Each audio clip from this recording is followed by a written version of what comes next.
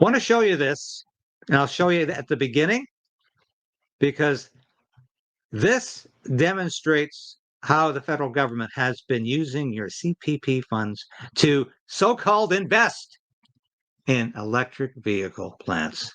And we'll see a bit more because, well, let me show you the video first. And this, of course, is Tim Hodgson, one of Mark Carney's closest confidants, the closest ministers. Listen to him describe this company as being the epitome of the entrepreneurial spirit. And you're listening to this, and it's just like, if I can use a phrase from my my childhood, gag me with a spoon.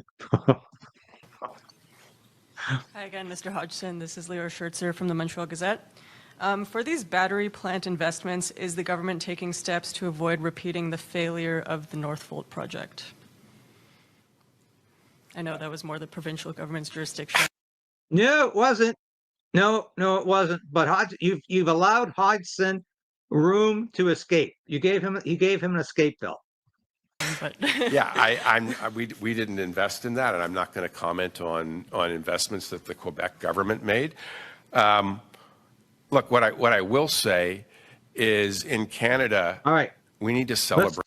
Let's pause it there, folks. We'll come back to this in a minute, and let's have a look at, is he telling the truth?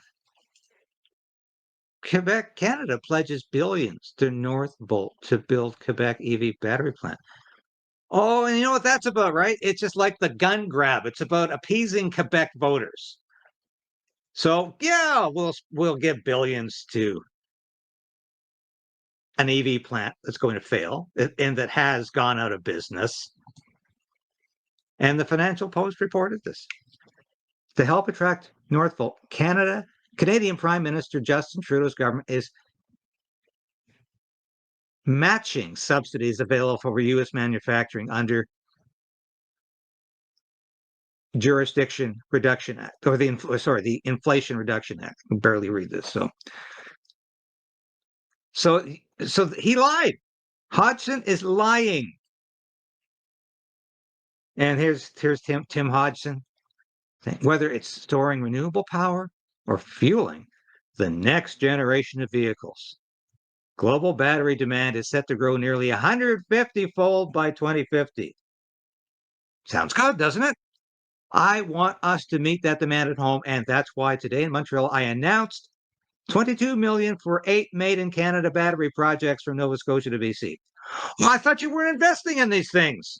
Investing, you mean spending taxpayer dollars on stupid EV plants and absolutely failing schemes. By scaling high-performance design and by advancing next-gen materials, we're positioning Canada's workers and industries to lead the world's clean economy. Unfortunately for the Carney government, new vehicle sales are accelerating in Canada, but not for EVs. Data shows. This is from September 15, 2025. So this is rather current. Let's have a look at this, though. CPP Investments invested $200 million in Northvolt in 2023 through a $1.2 billion convertible note. And the investment is now worthless following Northvolt's bankruptcy declaration in November 2024.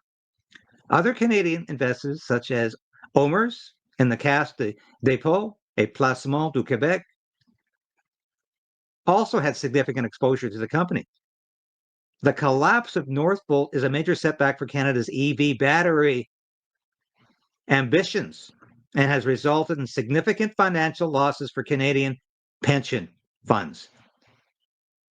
They're using your pension funds to play the market. You do that in a private company and you get fired because you're improperly using the company money. Is this any different? Dear folk, is this any different? They are playing the market. They are so-called investing your money in a plant that failed, and they're using money that's not supposed to be used for that. That's supposed to be a Canada Pension Plan Fund. Whoops. What happened? The whole Canada Pension Plan. No wonder Alberta wants its own pension plan. And if it becomes an independent country, it will automatically have its own independent pension plan. But in the event it doesn't become an independent country, Albertans still want their own pension plan because Canada can't manage its pension. Let's watch a bit of this video that shows you why CPP is a bit of a Ponzi scheme. And it promises far less than it should be. It should be delivering a great deal more. Why does it only work out that they're actually getting a nominal rate of return by 4%? And I don't really go that much about the real rate of return, because the real rate of return is basically calculated using a fake inflation number. So let's just go with the nominal rate of return for now. Okay. Trevor? Yeah. Any ideas? Any ideas? You want to guess, like, why, if they get 8%, 9%, why is the retiree only going to get 4%? Josh, I'm just too flabbergasted to even take a guess as to why the annualized earnings are only 4%. I'm sure it's going to really irritate me, but let's find out. All right, here we go. Here we go. And this is the Office of the Financial Superintendent. This is the latest actuarial report. It's a big, long report. Okay. We're due for a new one at the end of the year. Probably 150 pages long. But all the values of CPP and all the diversity and equity and inclusion and all their goals and objectives, legalese, go all the way down the 150 pages until you get to right at the end. Footnote 14. Footnote 14 is the reason they should just put this thing top.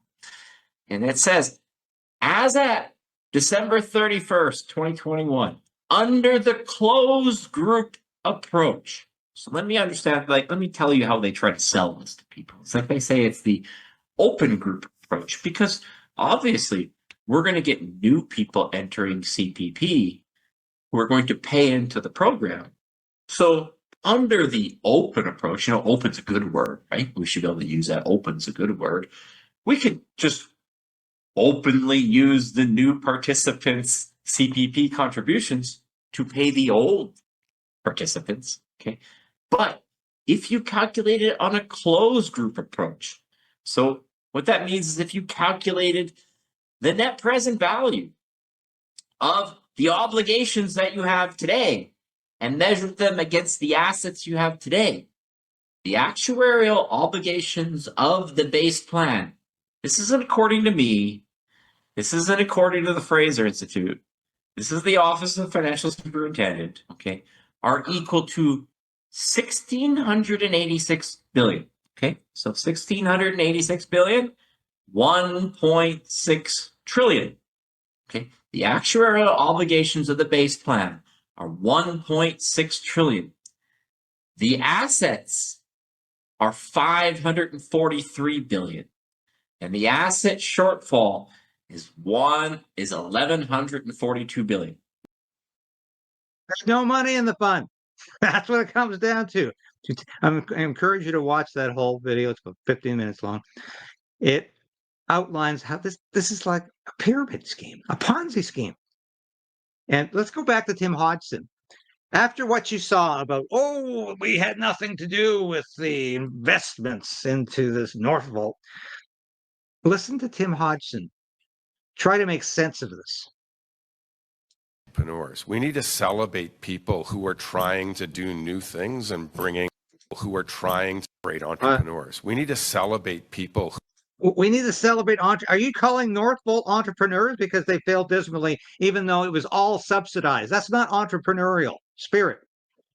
that's sucking the taxpayer who are dollars. trying to do new things and bringing new jobs. These people here are bootstrapping businesses. We heard the story of somebody who came here with nothing in their pocket, probably mortgaged whatever they had. Sometimes those things fail. That's part of business. I mean, I'm a business person, but that's part of business. When somebody fails, we shouldn't look down on them. We should say, good for you for trying. Let's help you get back up and get on again. And this time you're going to be a success. And so, look, the tone of the question was, there's something wrong with investing in a company. Some companies aren't going to make it. We need to support our entrepreneurial spirit. We need to support new ventures. That's what creates the businesses of the future. Every one of the people in this room are going to get there because we step up and help them.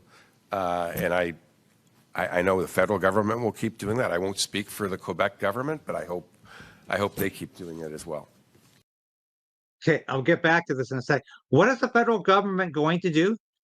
Keep giving your money away to failing businesses. This is not the entrepreneurial spirit to say that, all right, we're going to take a chance, but subsidize us, give us taxpayer money, and then we'll do it. And then we might fail. And all the money goes with it. Of course, electricity or electric projects are new territory, and there will be bumps in the road. But even thinking of like the Lion Electric bus recall with one of the buses bursting into flames, just with electricity projects, there seems to be more steps that need to be taken to kind of mitigate some of these bumps. I guess I'm wondering if there's any concrete plans or any changes to past electricity project investments, or any sort of extra oversight that can be taken. Again, that was not an investment that I'm not going to critique other people's investments. He's lying. That was a federal government investment. Your liberal government. Might have been Justin Trudeau at the time, but it was a liberal regime. Is when you invest in new businesses and new products, we have approval processes, we have safety regimes, we will put them through them from a federal government perspective. As our entrepreneurial leaders over here who are basically going out, creating companies, creating jobs for engineers, creating good paying jobs and creating new technologies. There will be challenges with products. They will get feedback from regulators. They will adjust their products. They will make them better. We should celebrate that. Thanks so much. I can't stand listening to these people. They're so sanctimonious about how they waste your dollars, how they give them away to companies that are just sucking us dry. And Quebec is sucking Alberta dry, by the way. And I couldn't resist that. Thank you for sharing this station with your friends and family. Thank you for hitting that like button, because I tell you, we are fighting back in a way I've never had to before, because I am going to keep this station on the air. I am going to keep fighting for freedom. I'm going to keep fighting for justice and truth, because that's all I have left. And I am damn determined to resist this Carney government in any way possible, as it encroaches upon our individual freedom. And it will continue to do that, mark my words. And that's why we're here today. I'll be back again tomorrow, same time, same place, 10 a.m. This has been David Krayden, broadcasting live from our nation's capital in Ottawa. Thank you for watching. We'll see you again tomorrow. You can't handle the truth. Resolve to resist